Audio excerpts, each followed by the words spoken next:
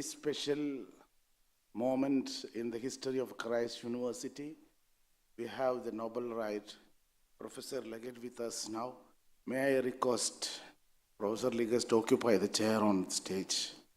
I also request the co-convener of the program, Dr. Dibankar Home, and the convener, Dr. Urvashi, to the stage.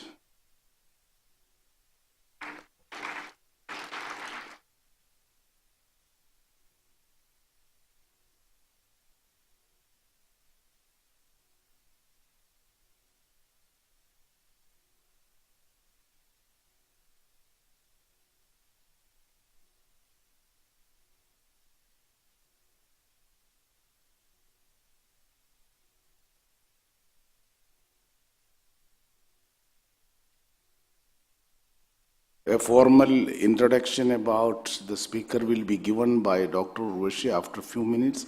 On behalf of the management, faculty members, and students of Christ University, may I extend a very warm welcome to the Nobel Laureate, Professor Anthony Leggett, to this speech.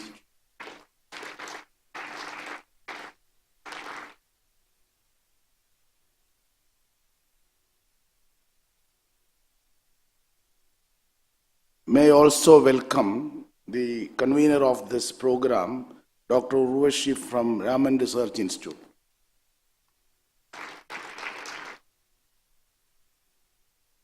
I welcome Dr. Dibankar Home. He is a co-convener of the symposium.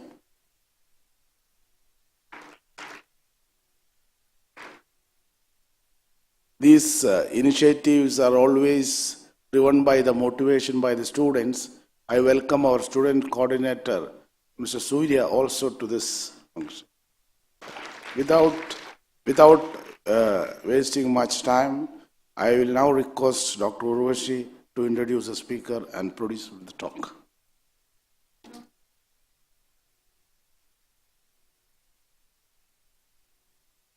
Thank you very much. Am I audible at the back? So first of all, of course, I would like to thank Dr. Paul Katie for all the arrangements and Christ University for allowing us to have this wonderful auditorium as the venue for this public lecture. So thank you very much. On this note, I would like to spend a few minutes introducing our speaker for today, Sir Anthony James Leggett. Professor Anthony James Leggett is renowned as a pioneer in the field of theoretical physics, especially low-temperature condensed matter physics and foundations of quantum mechanics. He shared the 2003 Nobel Prize in Physics for trailblazing contributions to the theory of superconductors and superfluids. His interests in macroscopic dissipative systems and use of special condensed matter systems to investigate the applicability of quantum mechanics in the macroscopic domain have guided numerous theoretical and experimental work. He is also interested in high-temperature superconductivity, topological quantum computation, and non-equilibrium superfluidity, etc., which can push the technology of the coming decades to new horizons. He obtained his PhD in theoretical physics under the supervision of Dr. Haar. After postdoctoral research in Urbana and Kyoto, he became faculty at the University of Sussex in England. He has been John D. and Catherine T. MacArthur Professor of Physics at the University of Illinois at Urbana-Champaign in the USA since 1983, and the Institute for Quantum Computing in Canada as an associate over the last decade. Also, he is the founding director of the Shanghai Center for Complex Physics, of course in China. Professor Leggett is a member of the Royal Society since 1980, American Physical Society since 1991, American Academy of Arts and Sciences since 1996, the National Academy of Sciences in 1997, a foreign member of the Russian Academy of Sciences since 1999, fellow of the Institute of Physics, American Physical Society, and an honorary member, a fellow of the Institute of Physics UK since 1999. His long list of awards includes the Maxwell Medal and Prize, Institute of Physics UK 1975, the Fritz London Memorial Award, 1981, Simon Memorial Prize, 1981, Paul Dirac Medal and Prize, Institute of Physics, UK, 1992, John Bardeen Prize with G.M. Eliashberg, 1994, Eugene Feinberg Memorial Medal, 1999, Wolf Prize in Physics with B.I. Halperin, 2003, and of course the Nobel Prize in Physics with Abrikosov and Ginsburg in 2003. He was also knighted by the Queen Elizabeth II in 2004 for his services to physics.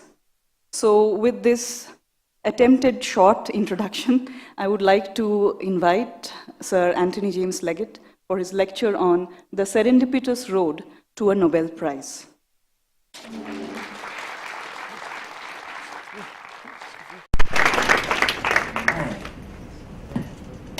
Thank you very much, Dr. Sinha, for that very nice introduction. And I would also like to thank the Chancellor and staff of Christ University for hosting this event. Since I was awarded the Nobel Prize in Physics in 2003, of course I go around giving a lot of talks, and one of the questions that I get asked, particularly by people in the younger generation, is, Professor Leggett, please tell us the secret ingredient which you need to get a Nobel Prize.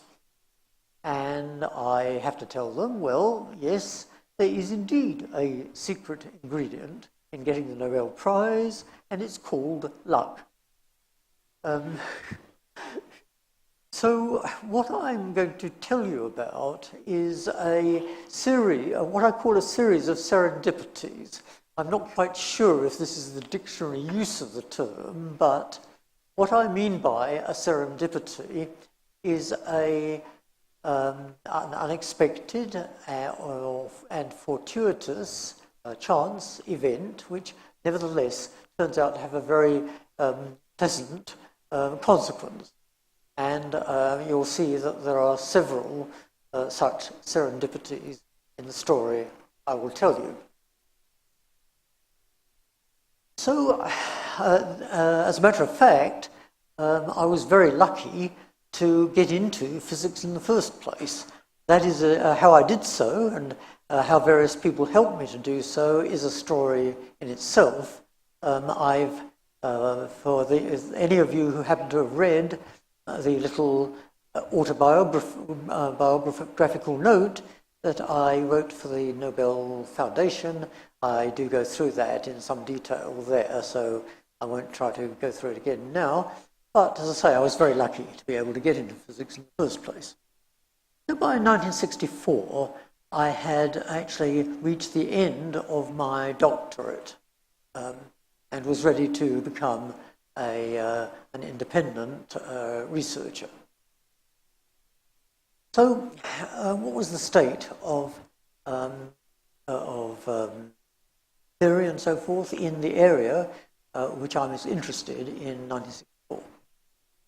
Well, in 1957, we had already had the so-called BCS theory of superconductivity. And I just run through this briefly because it is relevant to my story. So, according to the principles of quantum mechanics, elementary particles can be divided into two types. I won't go into the details of what exactly distinguishes them, but I'll just tell you that there are two types of elementary particles. There are fermions, which are very xenophobic. They are so xenophobic that they do not allow more than one of them to be in any particular quantum state. And then there are bosons, which are quite the opposite. Bosons are very gregarious. In fact, they love having a lot of particles in the same state. In fact, they love it so much that under appropriate conditions, bosons display the phenomenon which is known as Bose-Einstein condensation, or BEC. Bose first, actually in India, Bose first developed the theory for photons, and then Einstein generalized it to material particles like helium atoms. So when a set of bosons undergoes the phenomenon of Bose-Einstein condensation, then they all must behave in exactly the same way. In other words, they are like a platoon of well-drilled soldiers. They must all do the same thing at the same time. And that applies both to their center of mass motion and, if they have any, also to their relative motion. We'll come back to that. Now, electrons in metals are fermions, so they are the xenophobic type, and they can't undergo Bose-Einstein condensation directly. However, two fermions make up one boson. So if electrons can form pairs, if they can form what you might call dielectronic molecules, then the pairs of electrons can undergo Bose-Einstein condensation, and then they are predicted to show superconductivity. And that's one way, at least, of looking at the BCS theory of superconductivity, although it's not quite the way that the original authors themselves looked at it. Now, in order to form these so-called dielectronic molecules, they're actually technically called Cooper pairs, the electrons must experience an effective attraction.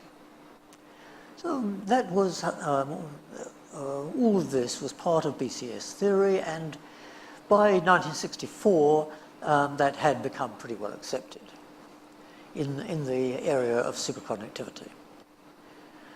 A second major development in the mid-50s, before I got into physics fully, was the so-called Landau theory of a Fermi liquid. A Fermi liquid is a set of fermions with strong interactions, possibly attractive, possibly repulsive. So both those theories had been developed, although actually the Landau theory was not terribly well known outside the former Soviet Union at that time. So people had started thinking about the liquid helium-3. Helium-3 is the lighter and less common form of helium. And it turns out that the helium-3 atoms are indeed fermions. They are fermions with strong attractions, and part of which is thought to be attractive. And so by about 1964, a theoretical picture had evolved. The normal state of liquid helium-3 was thought to be well described by Landau Fermi liquid theory, and in fact there were some very impressive experiments which seemed to confirm that. Moreover, because part of the interaction is attractive, the helium-3 atoms were expected to form so-called Cooper pairs like electrons in superconductors, but with an important difference. In superconductors, the internal state of the pairs, that is, of the dielectronic molecules, is isotropic. The spins are always opposite to one another, so the total spin is 0. And moreover, the orbital behavior of the molecules is the same in all directions. So it doesn't matter from which direction you look at a so-called Cooper pair, it looks the same for any direction. And it was conjectured that in the, so that was the case for superconductors. But now for helium-3, it was conjectured that if Cooper pairs did indeed form, they would be anisotropic. The spins might perhaps be parallel rather than antiparallel, and there might be a non-zero relative orbital angular momentum. That is, there might be a relative circulating motion of the two atoms of the pair relative to one another. Well, if that happened, what was likely to be the consequence? Well, the consequence of forming Cooper pairs, since helium-3 atoms are electrically neutral, it would not be likely to be superconducting, but it should be the neutral analogue. That is, it should be superfluid. I should just mention that the more common isotope of helium, helium-4, had been known for many years to be superfluid, and it was thought that if Cooper pairs form in liquid helium-3, then again it would be superfluid, although the microscopic reason for this would be rather different in the two cases. So it was at this point in 1964 that I finished my doctorate with Dirk Tahar in Oxford and went to the University of Illinois in Urbana-Champaign as a postdoc with David Pines, who I think some of you might know. Unfortunately, David passed away a few months ago, but at that time he was extremely active and he took me on as a postdoc. And my first work on superfluid, at that time, hypothetical superfluid, helium-3, was to put together the work of Landau on strong repulsive interactions with the BCS theory of Cooper pair formation. And I did it, people had done it at 0 temperature and it wasn't particularly interesting. I did it at non-zero temperature and found a really pretty interesting, what seemed to me a pretty interesting result. Turns out that the temperature dependence of various quantities, and just for the experts I'll mention that one of the quantities was the spin susceptibility and the other one was the superfluid density. The temperature dependence of those quantities turned out to be different from what it was in simple BCS theory. Now, here comes my first piece of serendipity. When I did this work, I thought it was really rather new and rather exciting. And I wrote a couple of papers on it and they got published. The editors didn't see anything wrong with it, and so it got published. And it was even some speakers at conferences mentioned it and approvingly and so forth. So I was really pretty happy and excited and motivated to continue my research in this general area. Well, what I didn't know, in fact, and only discovered later, was that, in fact, I was really not the first person to have thought about this. In the case of the spin susceptibility, there had been a little paper by Foley and Ferrell, which is actually better known for something else, but they had essentially derived my result on Chi a few months earlier. Well, when I learned, I sort of found that out a couple of years later, and it didn't worry me too much because I still had this interesting result on the superfluid density, and that seemed, as far as I knew, to be novel. Well, 30 years later, I actually discovered that, again, it was not really the first time that this had been done. There was a paper by the now late former Soviet Union physicist, Tolya Larkin, which was actually written just a few months before my paper. And it was a very heavily formal paper, but if you read it carefully and sort of extracted all the conclusions from it, then in fact my result was already done there. Now I always think it was a very happy coincidence that I didn't know that at the time. I think had I been so excited about it and then found, someone told me that, okay, yeah, this isn't really new, someone else has done it, I think I would have been pretty depressed, and I might even, I think at that time, have left academic physics. But what, in this case, what I didn't know did not kill me. So again, I think that was a very, very happy state of affairs.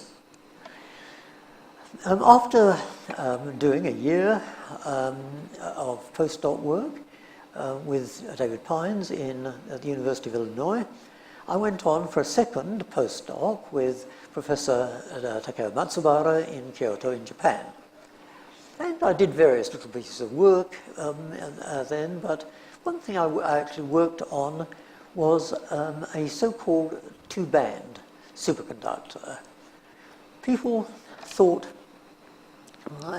people had done some experiments, and they thought that niobium, they'd done some experiments on niobium which they interpreted as showing that niobium was a so-called two-band superconductor. Just for the experts, what that means is there are two different energy bands which intersect the Fermi surface.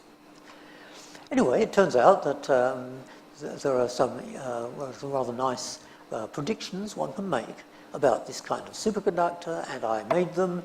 I wrote a little paper, sent it off to Progress of Theoretical Physics.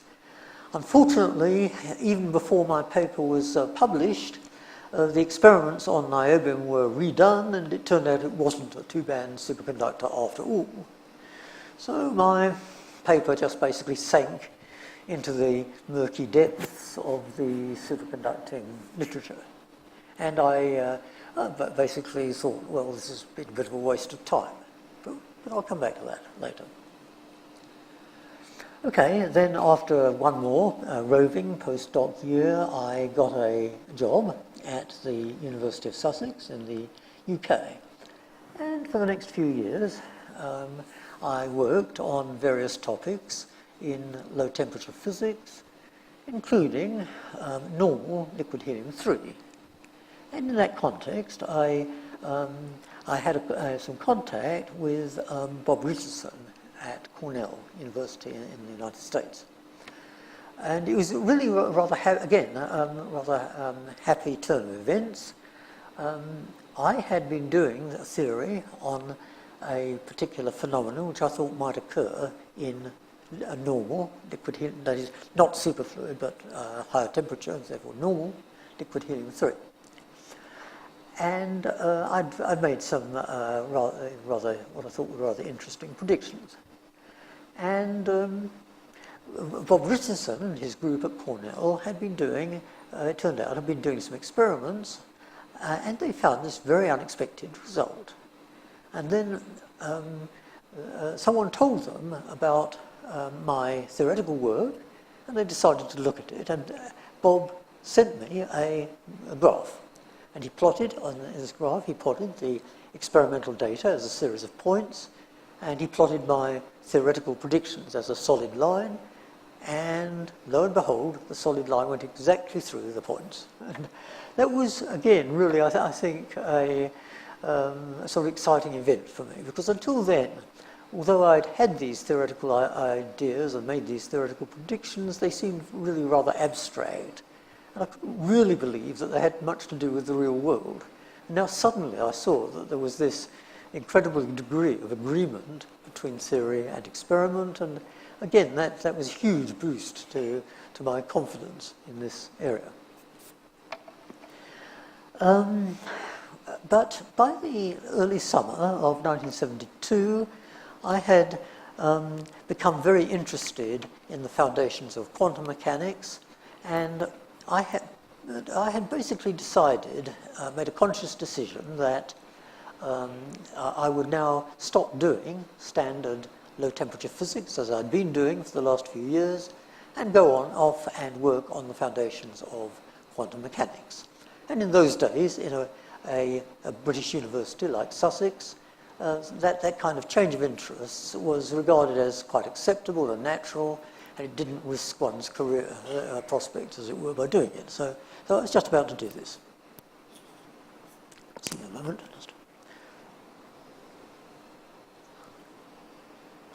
Now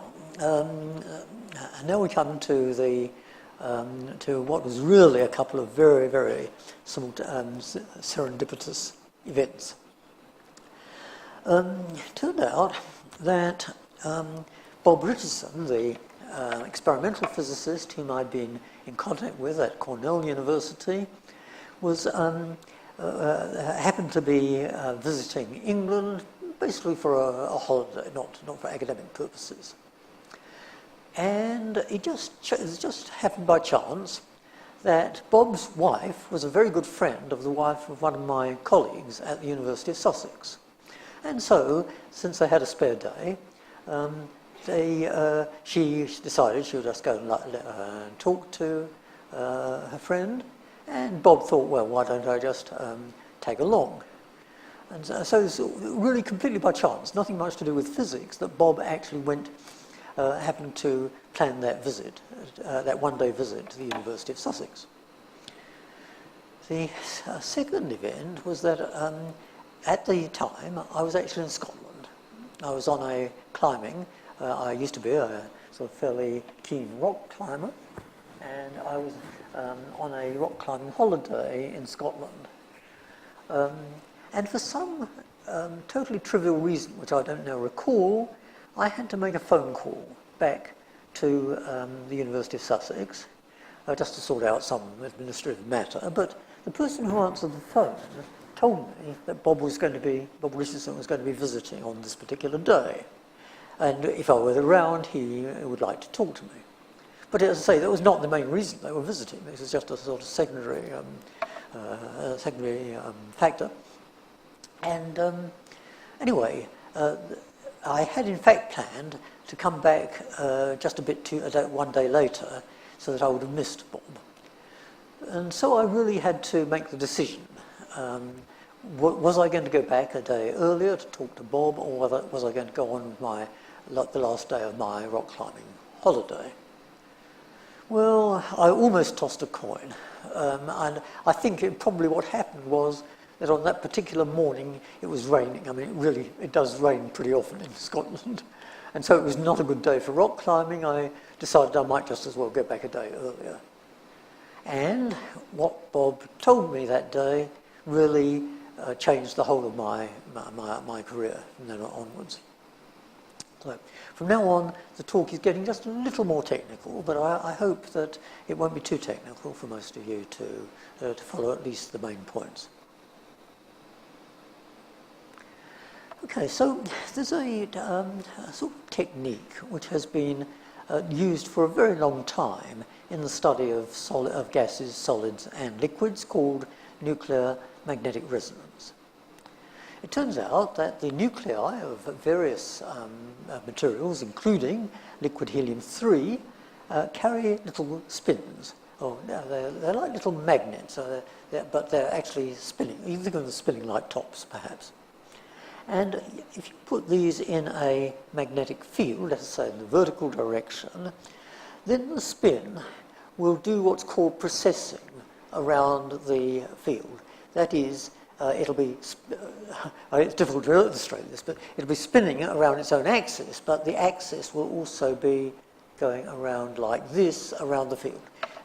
This is really quite analogous to what happens if you take a top and spin it in the Earth's gravitational field. You will notice that the axis does move around like so. And it moves around at a particular frequency, a so-called precession frequency, which is given by you can calculate this factor, so I can get this to work.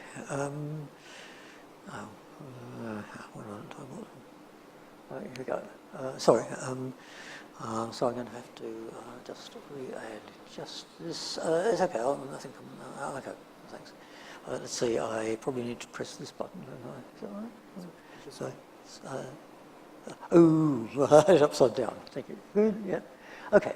So the precession frequency, the frequency at which the axis rotates, the axis itself rotates, is given by a factor called the gyromagnetic ratio, which we know, multiplied by the external field. And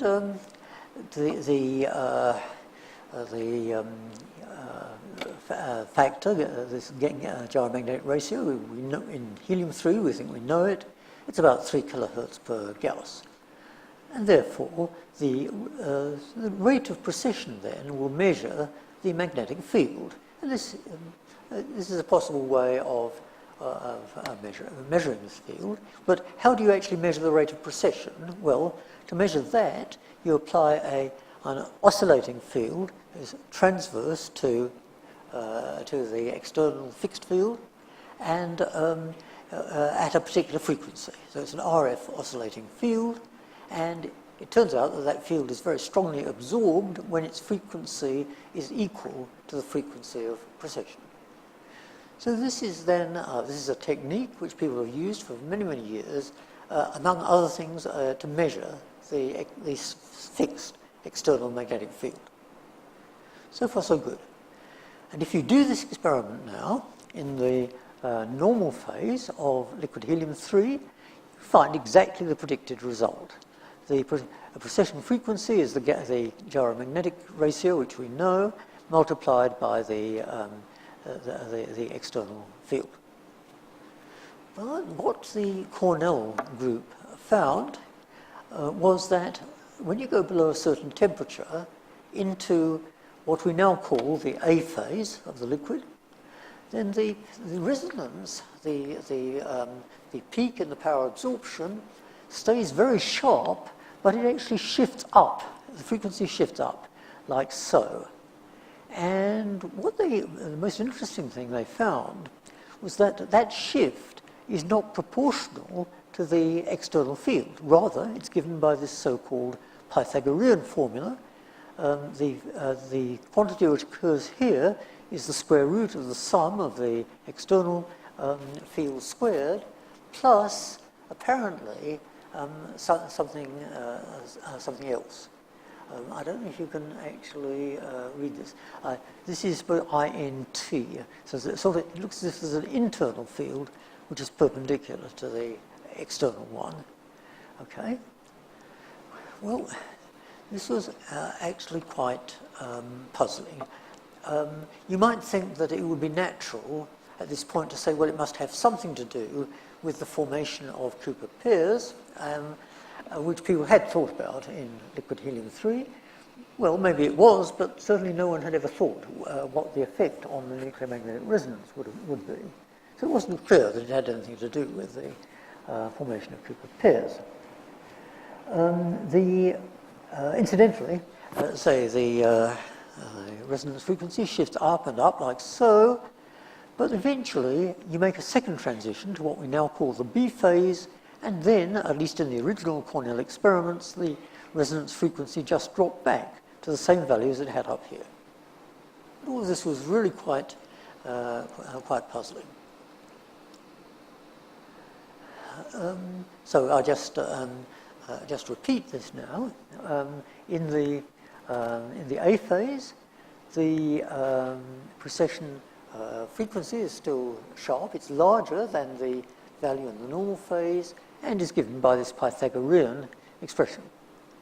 Now, what's the simplest interpretation of that?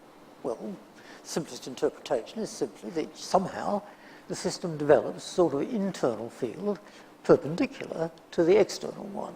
And then the precession is around that field, which is given by this formula here, and therefore that will then give you the experimentally observed result. Alas, there seems to be a problem. The only possible origin of the internal field really is the other nuclear spins.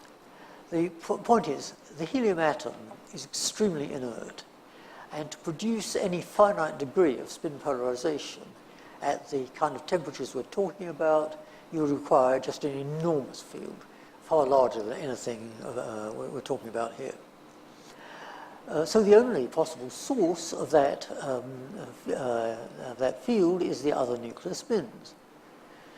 But the maximum value of the field of one nuclear spin on a neighbor, even at the distance of closest possible approach, is less than 1 Gauss, and the experimental value of the field you would need in this, the value of this field here, is more like 30 Gauss. So there seemed no way, however you tried to pack your nuclei together, there seemed no way of producing a field of that magnitude. And this really struck me as very, very strange. And in fact, so strange that I had the following thought. Well, look, no one has until now been down to this very low temperature. I should say, incidentally, I didn't actually mention this, but let's just go back for a moment and take a look at that. Yeah, the temperatures we're talking about here are really very low. They're about 2 or 3 thousandths of a degree absolute. So very, very low indeed. Very few experiments had ever been down to that temperature. Certainly no one had ever done nuclear magnetic resonance at these temperatures. It's also a very dense liquid. People had been down to these temperatures in other systems, but nothing so dense. So is there really a possibility that what we're seeing in these experiments is the first evidence for the breakdown of quantum mechanics? So I thought to myself, well, before I go off and devote my time to a study of the foundations of quantum mechanics, I really better check that it's still working for this in this particular context. And so, I started out with the very clear intention of demonstrating that if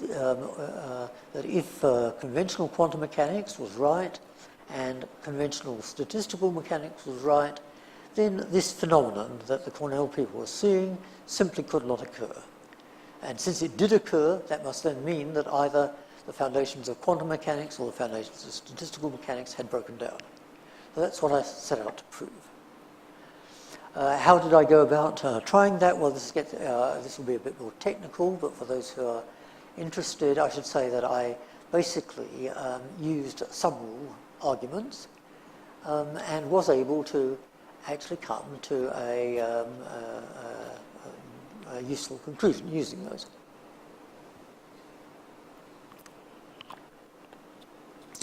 So without going into the details, which aren't particularly interesting, let me just go to the conclusion of that. So by using this more sophisticated approach, what I found was, first of all, that the simplest classical argument, which in terms of this transverse internal field, doesn't work. The transverse field doesn't really exist. On the other hand, I could indeed predict a formula of this type, provided that I assumed that the square of this fictitious internal field was essentially proportional to the average value of the interaction energy between two nuclear dipoles. Now, unfortunately, this is a problem. In order to get the experimental value of the internal field, I would need the nuclear dipole energy, dipole energy, to be of the order of 10 to the minus 3 ergs per centimetre cubed. And now, why is this a problem? Well, if you consider two nuclear spins, remember they're like small, tiny magnets. Now, if you've played around, perhaps some of you might have played around with magnets in the laboratory, and do you remember that if the two magnets are parallel, then they prefer not to sit side by side, but end to end, like so. Okay, I much prefer that. And similarly, in the case of the helium-3 atoms, they would prefer that.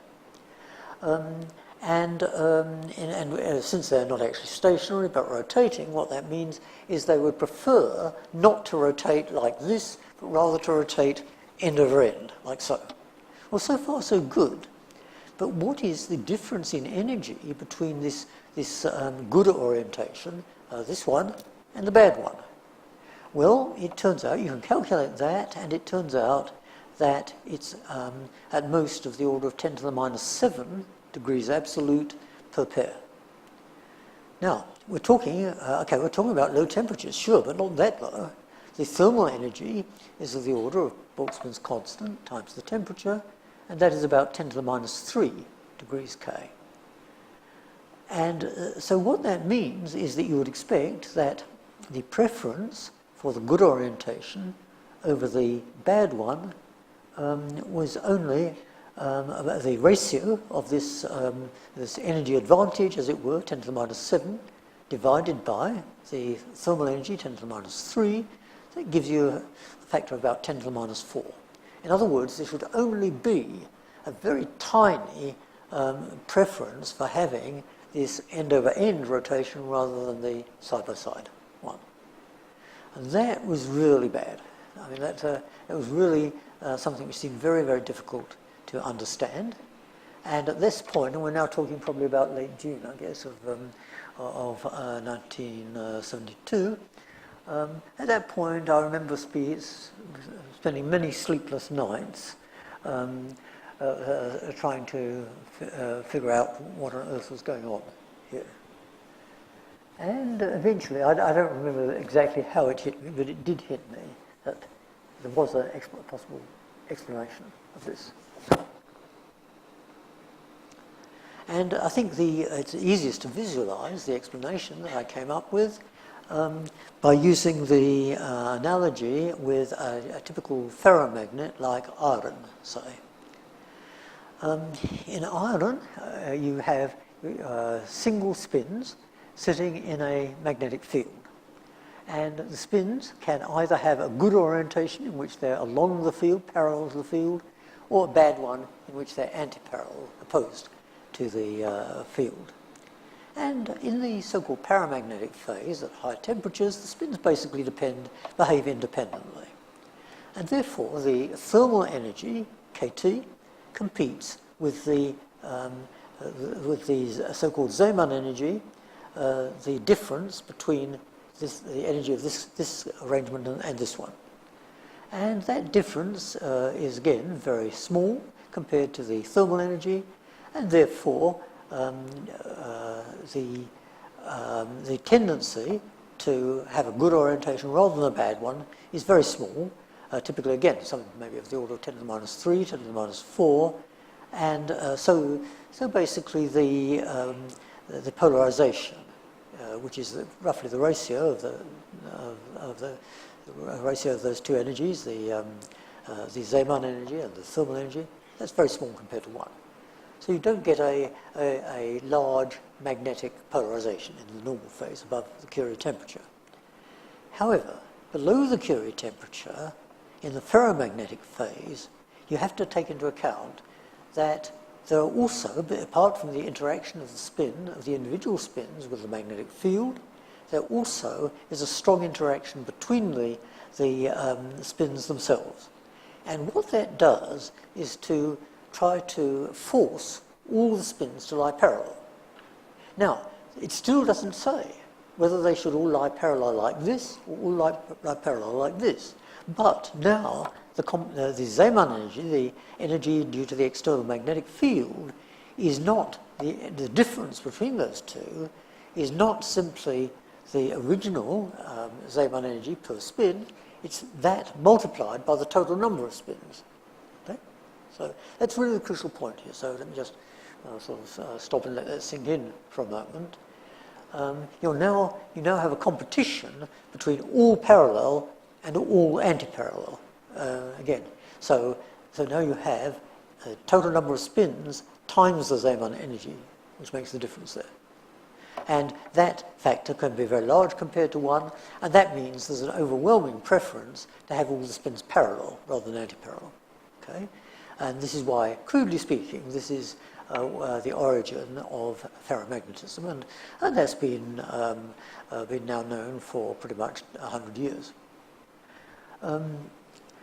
Okay, so now let's look at the parallel situation in liquid helium-3. Again, you remember we have the good orientation and the bad orientation. The difference in energy per pair is 10 to the minus 7 Kelvin, roughly, much smaller than the thermal energy, and therefore the individual pairs behave independently, and the thermal energy competes with the single pair difference. That ratio is very small. So as we already saw, that means the preference for the good orientation over the bad one is very small compared to 1. Now let's just make the hypothesis that in the A phase, the strong forces, that have nothing to do now with the nuclear dipole forces, it's talking about the kinetic energy, the van der Waals potential energy, and so on and so forth. Suppose those forces constrain all the pairs to behave in exactly the same way. Then either all of them must be doing the good thing, or they must all be doing the bad thing. And now again, the dipole energy is now multiplied by a factor which is of the order of the total number of particles, something like 10 to the 23. So once you've done that, that completely overwhelms the thermal energy. And that then means that what you might call the polarization, that is the preference for good over bad, can now be of order 1 and not very tiny. So, I gave this this idea a name: spontaneously broken spin-orbit symmetry. It's a bit of a mouthful, but that's why I called it. And that really seemed to work. And so I was really extremely excited and happy about that. I again wrote a little paper. It got published, and that seemed to be successful. Let me just this is a slight digression here, but let me make a slight digression to point out that the situation is actually a bit more subtle than it is in ferromagnets. In a ferromagnet, you have the simple situation that in the normal phase, the spins are completely disordered in direction, whereas in the ordered phase, they're all completely lined up along the external field. And so it's the expectation, technically it's the expectation value of the total spin is non-zero. Now, liquid helium-3, I'm talking now, for just anyone who happens to know the details, I'm talking here about the B phase in particular.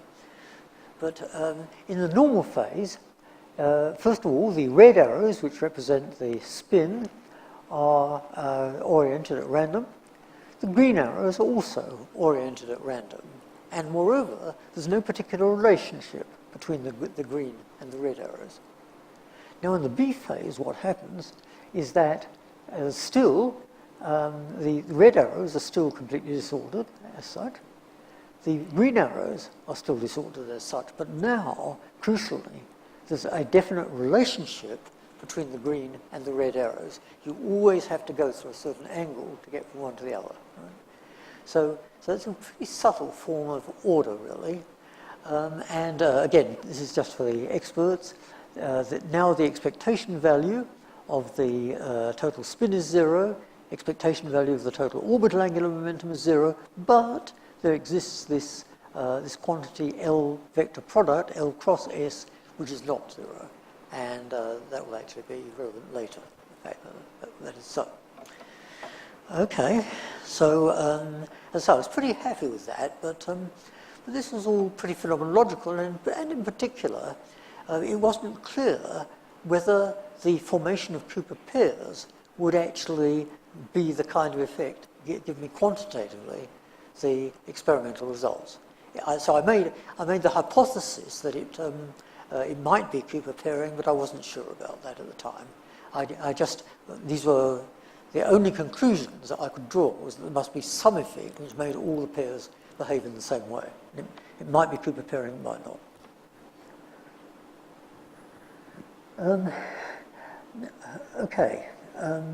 What would make all the pairs behave in the same way? So I just repeat, a possible answer is that Cooper pairs form and they undergo Bose condensation. And then they must all behave in exactly the same way, and that does include their internal or relative configuration. Incidentally, I should mention there's a fourth bit of serendipity, which I didn't actually mention, or that's the point I might have. When I started to think very seriously about this problem and stay awake at night thinking about it, I had some enormous advantages over some of the other people who are trying to think about it at the same time. First of all, I was in the right place, the University of Sussex, which allowed me a fair amount of freedom to think about these things. I had the right kind of background. I knew the things I needed to know. I knew about the experimental properties of normal liquid helium-3. That had been part of my PhD thesis, actually. I knew about the theoretical speculations which people had done on the superfluid phase. So I knew what I needed to know. But equally important, I think, I did not know what I needed not to know. And I did not know the conventional theory of nuclear magnetic resonance, which is very well developed. There are large textbooks on this. And I had never read these textbooks, I didn't know about it. And I always think that that was a tremendous piece of serendipity, because all the people who had known, who were familiar with standard theory, thought about this problem and went off in completely the wrong direction. So I was able, starting from scratch, to come up with what turned out in the end to be the right answer. So in the spring of 1973, I spent a 1-month visit at Cornell, thanks to Bob Richardson, who organised it, and started thinking, started to think more specifically, could I get this effect out of Bose condensation of Cooper pairs? And could I get it quantitatively and not just hand-waving it? And at this point, I got yet another piece of serendipity. You remember I said when I was in Kyoto as a postdoc, I'd worked on the theory of two-band superconductors, and that had seemed to go nowhere. Well, it turned out that it was precisely that theory which I needed to take and to generalize, to describe in microscopic terms the behavior of Cooper pairs in helium-3. And so I did that during that month. I developed a detailed microscopic theory which could explain the existing data. And among other things, it predicted a new effect. It predicted that if I did an unconventional nuclear magnetic resonance experiment in which the oscillating field was not perpendicular to the external field but along it, so-called longitudinal resonance experiment, then I would get a nice resonance at a finite frequency. And at the time, those experiments had not been done, but rather soon thereafter, Doug Osheroff did actually do these in the summer of 1974, and they confirmed the theoretical prediction. I should mention that, although it's nothing directly to do with me, that there was another critical theoretical development in the spring of 1973, the so-called Anderson-Brinkmann theory of the stability of what we now know as the A phase. In naive BCS theory, it was impossible to understand the fact that the A phase ever occurred. It should not have occurred, it would be energetically disfavored, but it turned out that that with the important theoretical developments made by Anderson and Brinkmann, it could occur. And so, by the summer of 1973, I think most of the community was reasonably satisfied that, first of all, both the a priori stability considerations of Anderson and Brinkmann and the NMR experimental data, as I had interpreted them, they are consistent with the hypothesis that both new phases are Cooper paired, that is, superfluid phases. Incidentally, everyone, for the moment these phases were discovered, people started calling them superfluid helium-3, but it was quite some time later, a year or two later, before people actually proved that they were superfluid. But nevertheless, they were expected to be. And moreover, thanks partly to the theory of the NMR, we were able to identify both the new phases with phases which theoreticians had previously considered. Technically, the A phase is the so-called Anderson-Brinkman-Morel, or ABM phase, and the B phase is the so-called Barrow-Wertheimer phase. As I say, these were phases which people had speculated about, and indeed it turned out that they were what helium-3 was actually doing. So finally, in my last few minutes, let me just ask, what is superfluid helium-3 good for? Now, when I was at the Nobel ceremonies in Stockholm in 2003, but of course they asked me to hold various press conferences, but they usually used to ask me to hold them together with my now late University of Illinois colleague. Oh gosh, it's terrible. I've got his name. It'll come back to me in a minute. But anyway, he was the person who really pioneered the technique of magnetic imaging for example, for body scans and so forth. And so people would ask Paul Lauterbur, my colleague, yeah. They'd ask Paul Lauterbur, okay, Professor Lauterbur, what good has your experiment, has your discovery done? And he'd be able to tell them, well, nowadays by using these magnetic imaging techniques, we can identify all sorts of problems and defects in the brain and the blood and ... and we've been able to probably save thousands of lives and make the lives of millions of people more comfortable and better. So they say, fine. Then they turn to me and say, Professor Leggett, what has your work on superfluid helium-3 done for humanity?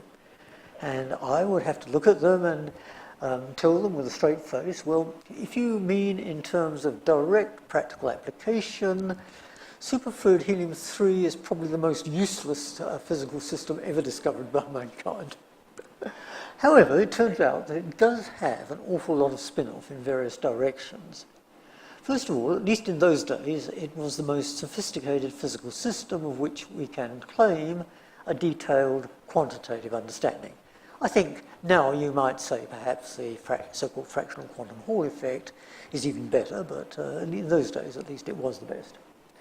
And for example, there are all sorts of interesting results concerning textures, orientational dynamics, topological singularities, which then may have applications to other systems, for example, systems like high-temperature superconductivity. There are lots of nice analogies with systems in particle physics and cosmology and so forth, and one person who's made a lot of running out of that is Grusha Volovich, formerly in Moscow, now in Helsinki. It turns out, again, that helium-3, superfluid helium-3 is a beautiful system in which to study some aspects of turbulence. And finally, this is the bit I really most like myself, but this is really the last little bit is really for the experts. The amplification of ultra-weak effects. Well, the basic principle is the one we've already seen, that if you have a very weak effect, like the nuclear dipole-dipole interaction, then because of the Bose condensation of Cooper pairs, which is itself nothing to do with the nuclear dipole interaction, it's due to something completely different, like the van der Waals forces, but once Bose condensation occurs, then, as it were, the very tiny effect can be enormously amplified. Right? So that has other applications, and here's one. As I say, this is only for the experts. For a single, let's think about the part of the weak neutral current interaction, neutral current part of the weak interaction of particle physics, which violates parity, that is the symmetry between left and right hand, but does not violate time reversal. And ask, could we construct out of that an electric dipole moment? Well, for a single elementary particle, there is a theorem which says that the electric dipole moment has to be proportional to the total angular momentum, or spin, of the particle. And that, it turns out, violates not just parity, but also time reversal. But for helium-3b, you can actually form the expression that d is a constant times this funny vector L cross S, which is non-zero in the B phase of helium-3. That does indeed violate P, but not T. Now, what is the magnitude of that effect? That's, of course, the difficult part of the problem. Well, for a single pair, it would be just incredibly tiny. But, again, it's amplified by the Bose condensation. All pairs must have the same value of this quantity L cross S. And so the effect is multiplied now by a factor something like 10 to the 23. And so you might actually find that as a result, there is a spontaneous electric dipole moment in liquid helium-3, which is, as it were, knows the difference between left and right. And that I think, is fantastic. It would be spectacular to see that effect. And I think there is some hope. I mean, people have thought about this. My experimental colleagues have thought about this over the last 40 years and so far concluded they don't quite have the sensitivity. Now it looks as if they might have. And I hope that some group in the next few years might go ahead and do that experiment. So indeed, superfluid helium-3 does turn out to be pretty nice for a whole lot of indirect applications, even though directly it's almost completely useless. Well, that essentially is my story, and you'll see that had it not been for these 4 or 5 different pieces of serendipity, I would never have done the work for which the Nobel Prize was eventually awarded. Thank you.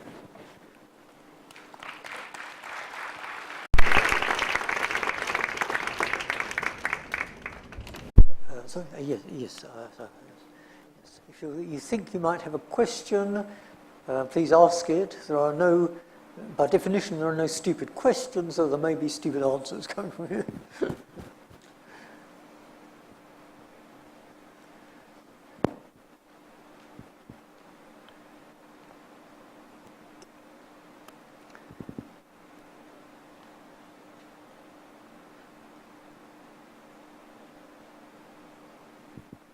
Students should not feel shy.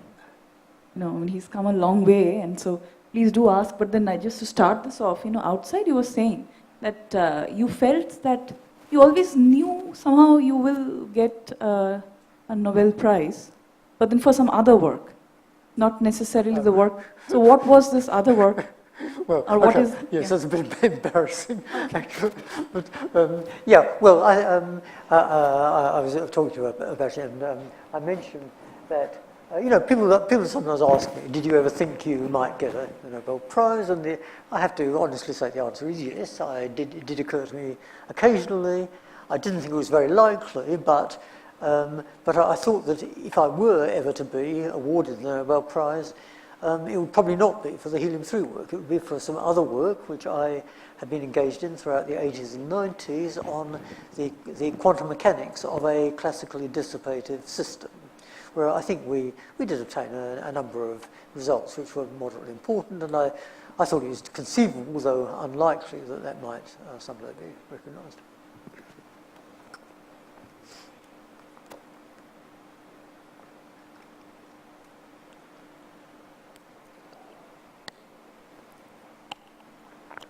What made you choose this field? Like, out of all the fields in physics, like you told you were interested in something else, but what made you choose semiconductors? Like, there must be some, is there any particular incident which made you, superconductors? Like, is there any particular incident which made you choose this field? So any particular, I'm afraid I'm not sure I got the whole question. Is the question, was there any particular incident or factor which led me to work in this field? Yeah, okay, thank you. So yeah, I mean, it's actually, the answer is rather boring. I had done part of my, I was rather fascinated as a postgraduate student by the Landau theory of Fermi liquids. And I had actually done part of my doctorate on normal liquid helium-3. I had not known at that time about the predictions that other people had made about the superfluid transition, but I did work on the normal normal liquid helium-3. And in fact, in some sense, that was one of the one point, I think, which I was rather unlucky for the following reason. In those days, people had prepared mixtures of helium-3 and the more common isotope, helium-4. And so it was known that at high temperatures, these mixtures were stable. But it was not known what happened as you went down to zero temperature. For example, would a small solution of, I mean, it was known that a phase separation started to occur, somewhere around 1 degree absolute, I think, but it's not known what would happen as you went down to absolute zero. At absolute zero, you had 4 possibilities. You might have a small amount of helium-3 being stable in helium-4. You might have a small amount of helium-4 being stable in helium-3. You might have both or neither. Okay, so 4 possibilities. So I had to make a choice, which I was going to work on. I worked on the possibility that a small amount of helium-4 was stable in helium-3. And part of my thesis was on that. Alas, it turned out that was one case which did not occur. So had I chosen the other end of the phase diagram, then my thesis would be a lot more famous. But I think that was the only unlucky sort of factor I had during my PhD career. So I'm sorry to respond a little further to your question. So that meant that I was already I'd already done work on normal helium-3, and as I mentioned, I did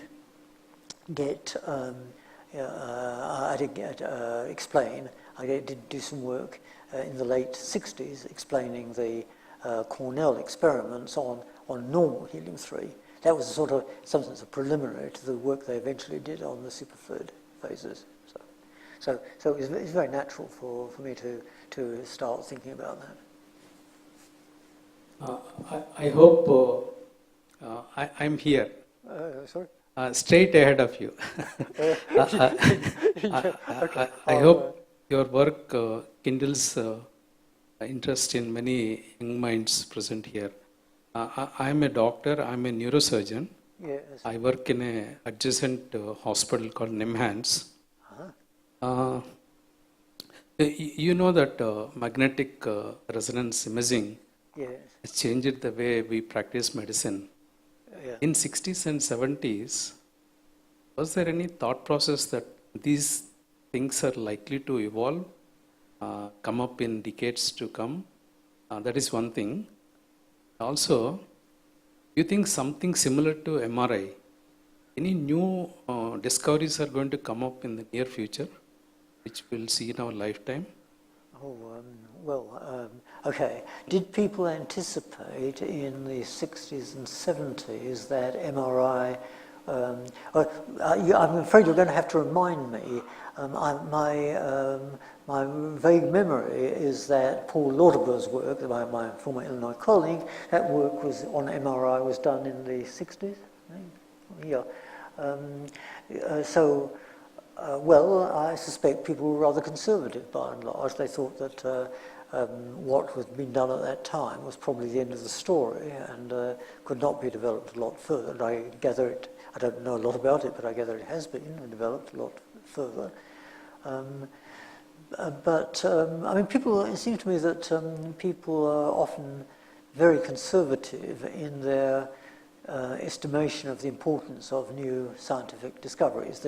A famous example is that one of the inventors of the computer said he thought there would be a worldwide market for maybe 4 or 5 computers. That was a rather spectacular underestimate. But coming to your second question, I don't know if you mean, are there going to be major discoveries in physics in general or in the general area? I mean, medicine, especially neurosciences, is one of the biggest beneficiaries of development in fundamental sciences. Yes. We are very curious to know what is going to come up. Yes. Yes. No, I mean, I think it's, although I know little directly about that area, I think it's very, very highly likely that physics will be able to make major contributions. And what I should perhaps just mention one very specific case, which is that I believe that there is considerable evidence that that certain kinds of schizophrenia or bipolar illness can be cured or at least alleviated by lithium, by certain lithium compounds. And I have a former student, in fact he was my first student at the University of Illinois, Matthew Fisher, who has come up with a very, very interesting idea that maybe it is the nuclear spins in the lithium which are essential to certain operations of the brain, and that when this somehow gets spoiled, you might get these schizophrenia and so forth. And he's actually, he's made this idea quite quantitative, and it seems a reasonable guess, and he's right now trying to get the funding to actually test this experimentally. And if he can really show that this works, I think it will really be a major revolution in neuroscience. But as I say, we don't know right now if it's going to work or not. But yes, something I would put a large bet that there will be at least one major case in the next couple of decades, say, where physics can make a new major contribution to medicine. Yeah. Thank you. Hello again, sir. Once again, I'm a biology student, so please forgive if it's a little silly, my question. I wanted to get a little bit more insights when you were saying that, like in your experiment about the A phase abnormality. Yeah. So you said even before that, the superfluid was kind of an hypothesis, and liquid helium was, called a superfluid. So what was the most concrete proof that which made this hypothetically true, and why was it still hypothetical even before your experiment on it? Okay, the history there is actually slightly complicated. What happened was that when people started thinking about the possible new phases, possible Cooper pairing in superfluid in helium-3, the first state that they came up with was in fact what we now call the A state. This is a state in which the spins are parallel, and both the upspins and the downspins have the same angular momentum. That was the state. There's a famous paper by Anderson and Morel in the roughly 1972. No, earlier than that, 1962 more like, which explored that particular phase in some detail. Then what happened was that very soon after that, there was some further theoretical work, and although this was actually done, this was certainly done by Balian and Wertheimer in the United States, but actually it turned out that it had been done 2 years earlier by a physicist in the former Soviet Union named Vdovin.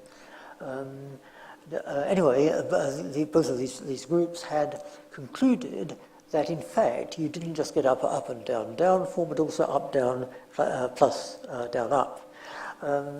And that phase, which we now call the Balian-Wertheimer or B phase, that was shown in naive BCS theory to be always more stable than the A phase.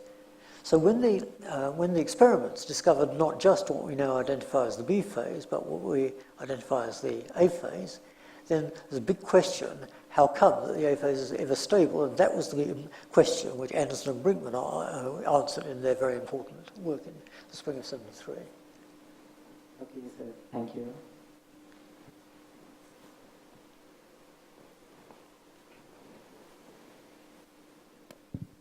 Sir, my question is more of a follow-up to the question posed by the neuroscientist from Nemans. Yes. Recently, I mean around 5 to 6 years ago, I heard that especially in the United Kingdom, this is with respect to the United Kingdom, there was a change in the rules and regulations regarding research funding, where if you wanted to do research in a certain field, before it was supposed to be peer reviewed by a group of 5 to 6 specialists in that field, and then it was considered by them, and they would give their opinion, and then the funding would be given. But I heard that recently there has been an addition to that, where you have to mention whether the field of what kind of practical applications what you're working on would have, and that has created a lot of it's created some kind of stirring up in the United Kingdom. A lot of people have voiced their concerns about this. So I'd like to know your opinion on that, because when you said that like superfluid helium-3 did not have many practical applications when you came up with it, there has been now we see that it's turned out to be extremely useful in a variety of ways.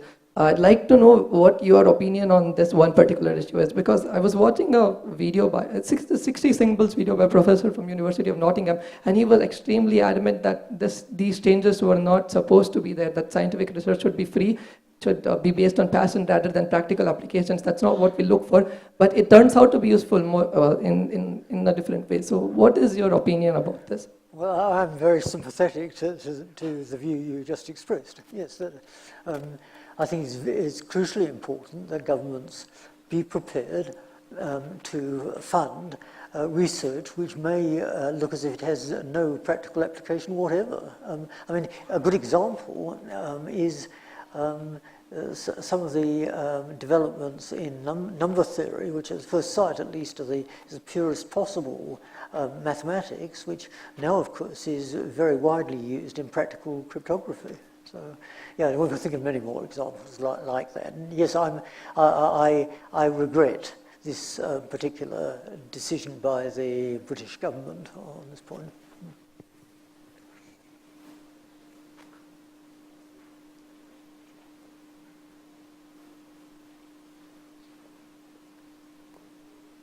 Good evening, sir. Sir, I have two different questions. One is, are there any other superfluids apart from helium and parahydrogen atoms?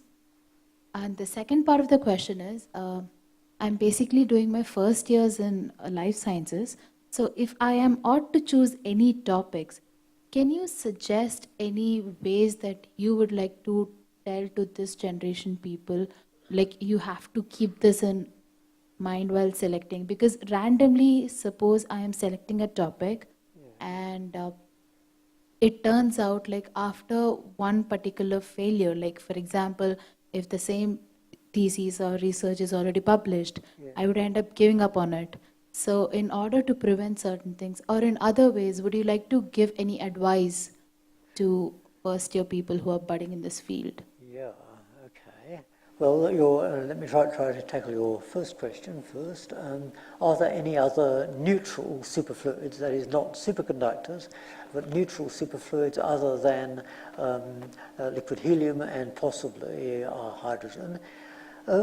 Well, yes, we believe that in astrophysics, in certain regions of a neutron star, you have essentially a neutral superfluid basically made up of the neutrons.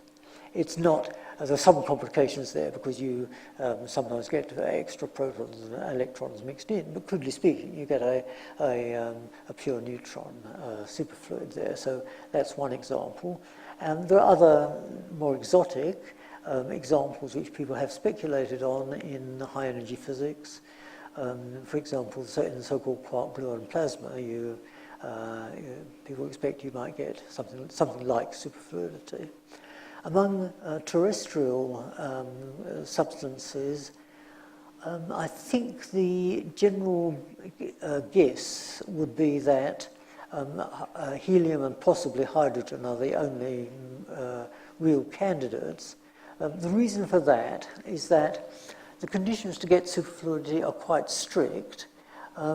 You've got to be, I mean, almost by definition, it's a consequence of the indistinguishability of elementary particles, and to see that the particles have got to be able to change places, so generally speaking that rules out solids.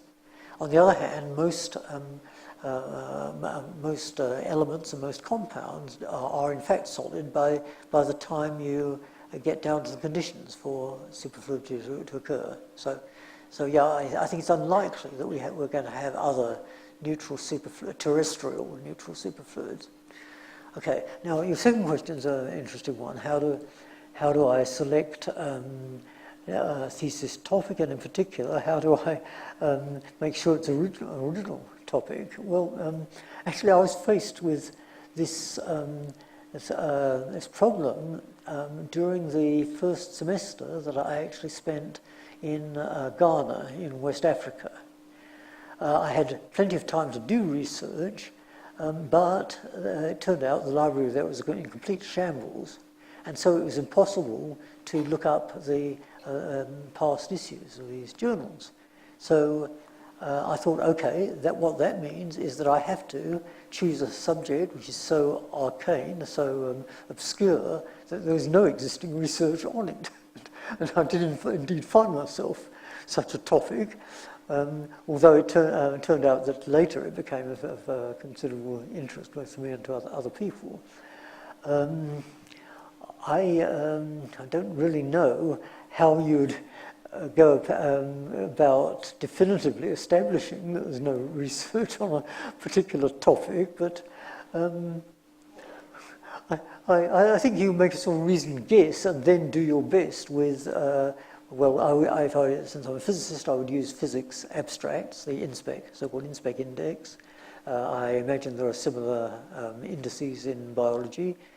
Simply do your best to search through the index to find out if there is existing research or not. By and large, in physics, I've found that's a reasonably effective system. It's unusual that I discover after I've been working for a few years on a topic that there's been other work done on it, but it does happen. Thank you, sir.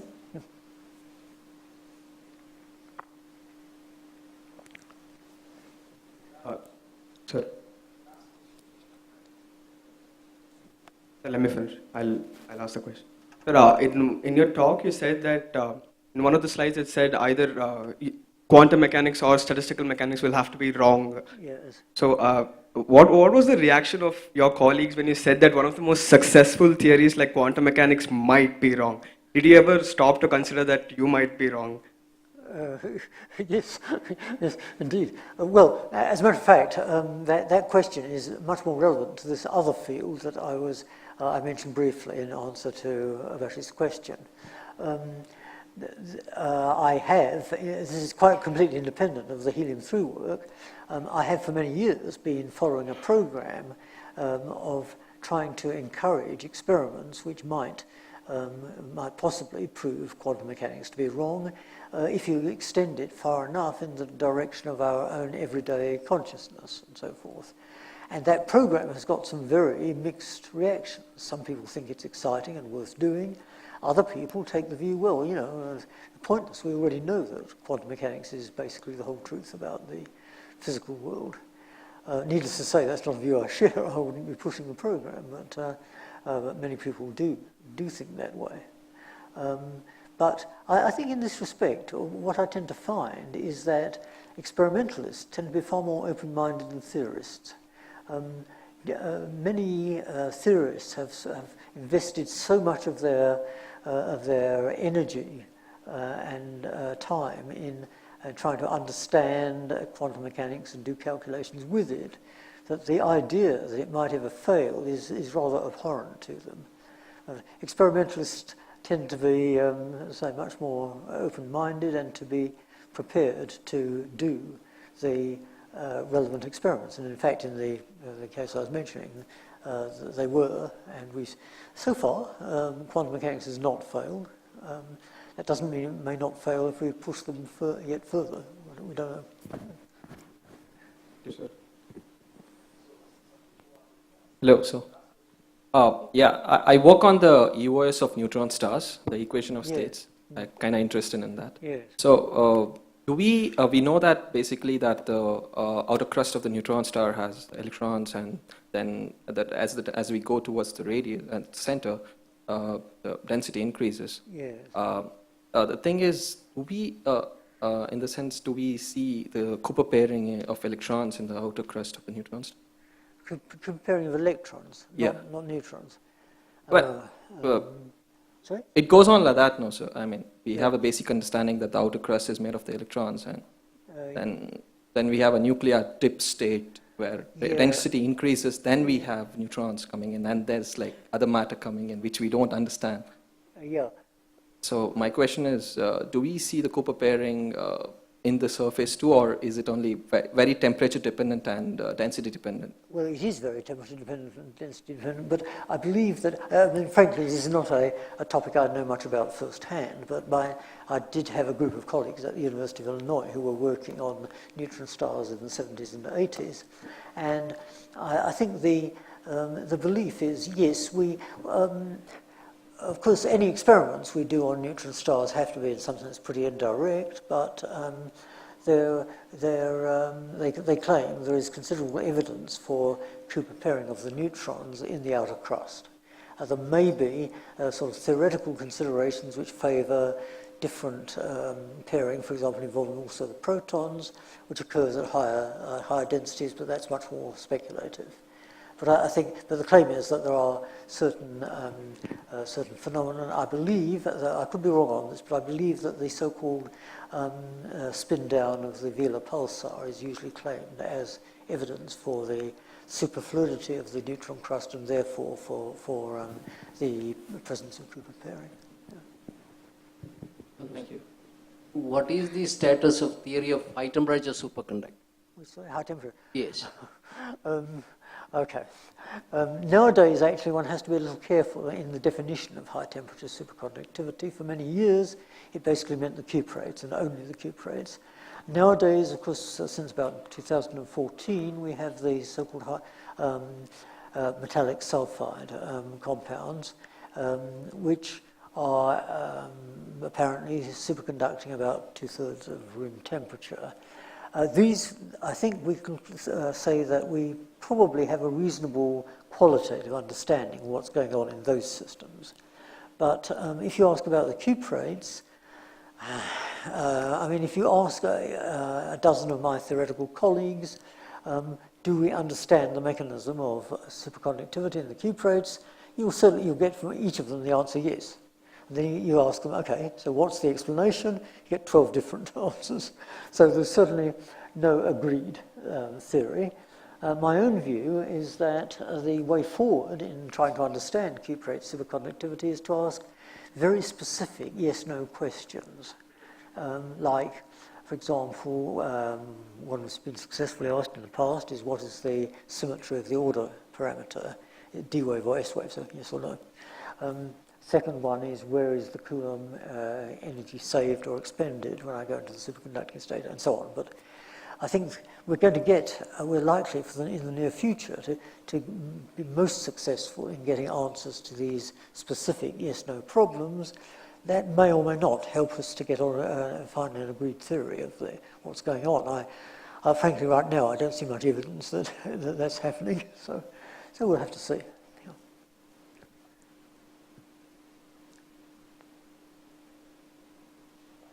Now I'd like to call upon Surya Shivaprasad to propose the vote of thanks. If you look closely for beauty in nature, which is at the heart of all physics, you'll notice that the energy of inspiration, much like Boyle's luminiferous ether and Feynman's quantum fields, are woven into the very fabric of the world around us. From the rising sun to a placid lake on a warm summer night, there's so much we can draw inspiration from. But as humans, words resonate with us the most, and today's wonderful talk highlights just that. Honorable chief guests are Anthony Leggett, our illustrious guest from RRI, Paul Sir, Father Abraham, the Pro-Vice Chancellor, the Associate Dean of Sciences, Dr. George Thomas, esteemed teachers, members of the faculty and staff, invited guests from all over the city, and my fellow Christites. It's my privilege to have been asked to propose the vote of thanks on this incredible occasion.